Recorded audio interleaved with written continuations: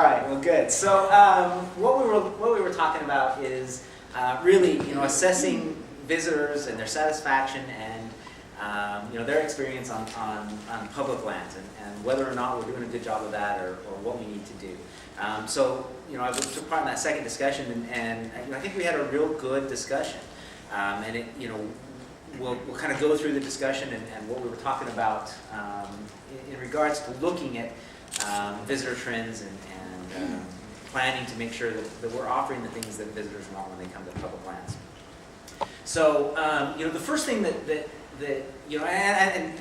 slide was who cares? Well, the answer is really we should care. We should be looking at why visitors are coming. Right now I think we know, yeah, we have a lot of visitors that come to our public lands, but do we really know why they're coming? Have we gone out and done the assessments? Do we know what it is that they expect when they get there? And do we know whether or not they're satisfied in the end? But we also had a discussion about whether or not satisfaction is a good indicator. We talked about, well, if you go on a fishing trip and you never catch a fish or caught a fish, you may not have been satisfied with that experience, even though it was a wonderful and true experience. So is visitor satisfaction what we should be measuring, or is it more about are we providing them the ability or the opportunities to have the experience and do the things that they want to do? So we thought that was important. Are we asking the right questions of our visitors? Are we figuring out what it is that they want? Do we know, do they want campgrounds with electrical hookups? Do they want primitive campgrounds? How many ranger-guided programs do they want? Do they want ranger-guided programs at all anymore? Do we know, have we been asking all of those questions? In thinking about different demographics, I think somebody brought up today that, the first thing that a Hispanic family comes in and they're looking for a boat, the first question they ask is how many people will that boat hold? And one of the questions we probably should be asking ourselves, again, using campgrounds as an example, is how many people will our campsites hold? And if we're only offering campsites that hold 6 people or allow 6 people to come, are we excluding Hispanic families or these large families where that social experience of having that group get together, all being there, are we not providing them the opportunity that they want? So, in a sense, we also heard yesterday, from Kings Mill about the importance of that market analysis. And so that's really what you're driving at here is understanding the users, understanding that market for the goods and services that really the public lands are offering. The next part of that is agencies tend to be resistant to change. I don't know if you guys have found that, but agencies seem to have that momentum and that bureaucratic process, and so we tend to be a little bit slow in maybe adopting new things and changing. But again, it's important for us to understand our visitors and understand what they want, and then to be able to react and start to offer some of those maybe new experiences, changing the experiences that we are offering.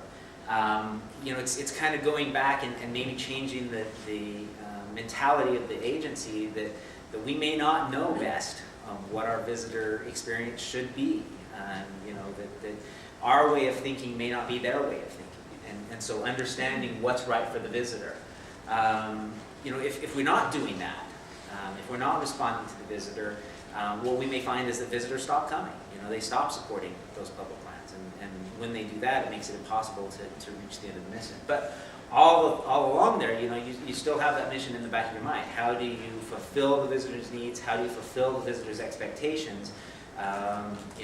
While still meeting that agency mission. If it's a fish and wildlife refuge, you have certain things, I understand, that is part of that visitor experience, and making sure that you're meeting those goals, that agency mission, at the same time reacting to the visitor's wants and needs. So all important stuff. So how do we do that? How do we start to collect that information? Where do we find that information? And one of the things that came up is there is a ton of information that's already out there. Agencies already are collecting and doing studies. We've got the National Park Service, and we had Bruce Peacock come and talk to us about the comprehensive study of the American public. The Forest Service does national visitor use monitoring every year, and there's a lot of information coming in from that. Both the BLM, the National Park Service, I think a lot of agencies are doing customer service kinds of satisfactions, visitor use satisfaction information. And so there's those pieces of agency generated information that can help you to start to understand your visitors. But beyond that, you might be able to find information coming from local visitors bureaus, state offices of tourism. States are required, I understand, to do a comprehensive outdoor recreation plan. And as part of those outdoor recreation plans and as part of those state efforts, they probably have a good understanding of who's coming to the state, where they're coming from, and a lot of information about trends in visitation.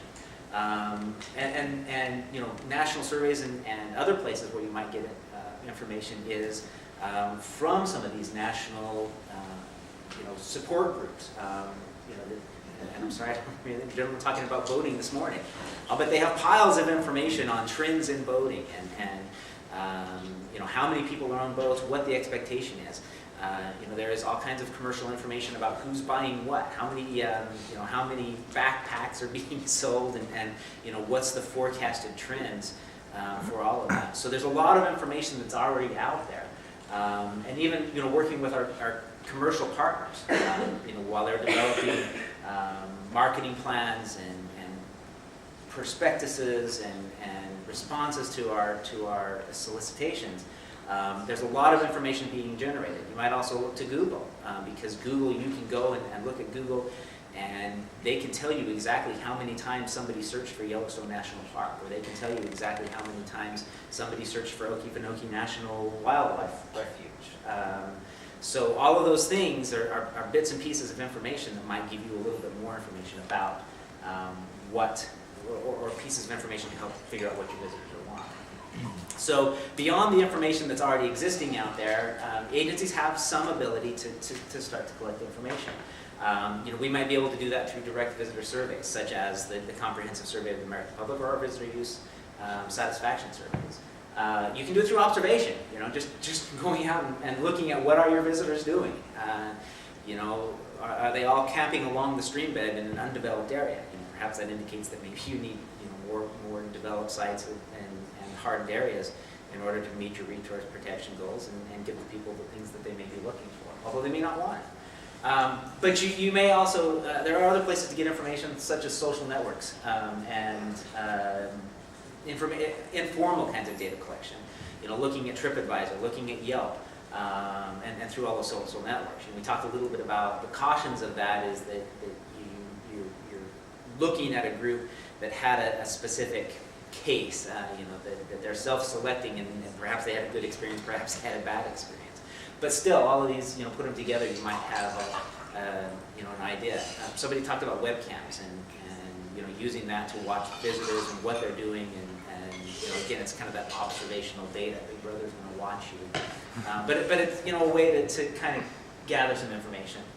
We also talked about there may be other ways for agencies to be able to work together in a broader picture. And AGO is one way where that's already happened, but we may have some opportunities with the FICOR or other kinds of multi-agency, multi-entity kinds of surveys and other ways to get information. Somebody suggested, just like TripAdvisor, perhaps there's a way on recreation.gov to allow visitors to be able to post about their experience. How was their experience? Would be a way for us to find out more about what's going on there. So, why is it that we don't collect a lot of information? And this was, of all of the things, one of the, I think something we spend a lot of time talking about. I mean, the first is cost. It does take a significant investment to send somebody out there to start to gather that information, to talk to the visitors, to do all of that. The cost not only to collect the information, but also the once you have it, what are you going to do with it? How are you going to look at it? How are you going to analyze it? Thank you, and turn it into something that's actually useful for you. We said that agencies tend to be slow to take up technology. We may be able to look at ways of using technology to gather information, but that could be a barrier. One of the biggest barriers, and I think we talked about it with Bruce when he was talking about, was OMB and the Paperwork Reduction Act. And the federal agencies can't just go out and collect information from the public anytime that they want. That the process slows us down and makes sure that we truly do think through what are we going to ask the public, why do we need to ask them, whatever it is we're asking them. And what are we going to do with it, most importantly, in the end? But that process can be cumbersome, and it goes back up and adds cost and resource needs. Again, staff resources are kind of a way that, or a barrier to us in being able to do it.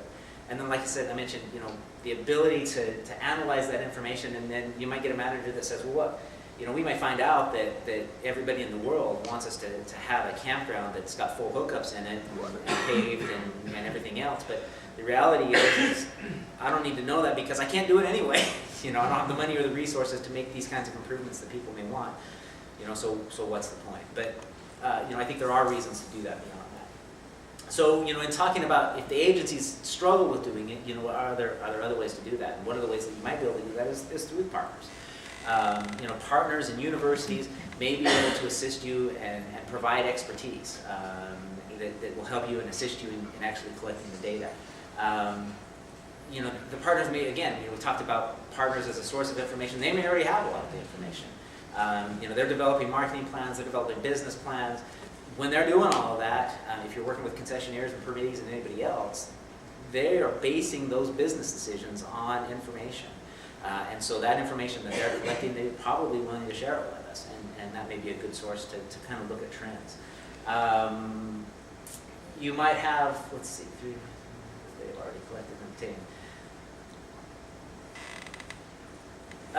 One of the last ways that partners may be able to help you is they may also be able to help visitors understand the importance of why you're collecting it, and help you to market this data collection effort and why you're doing that. So, what do we do?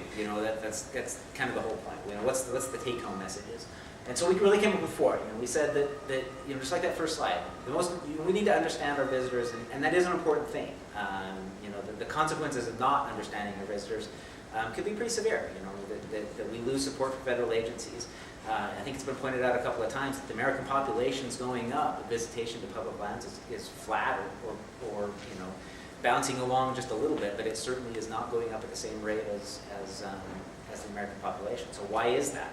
Is it more competition? Is it that we're not understanding our visitors, or what is that? So it's important to understand their visitor interests and their needs.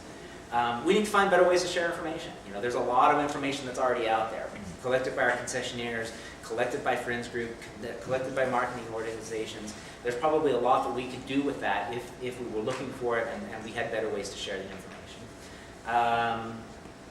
And then once we do our own, so this is kind of backwards, once we do our own studies, we need to share that information internally. We need to share that with our partners, and again, work together to make sure that we've got the whole picture of our visitor needs. And last, looking back at some of those barriers, we need to find creative ways to get to information, to query our public, to use our partners in a way that we as federal entities may not be able to, still staying within the bounds of the law and staying within the bounds of our missions. But that's really the take-home message, is there may be a lot of different ways to do it.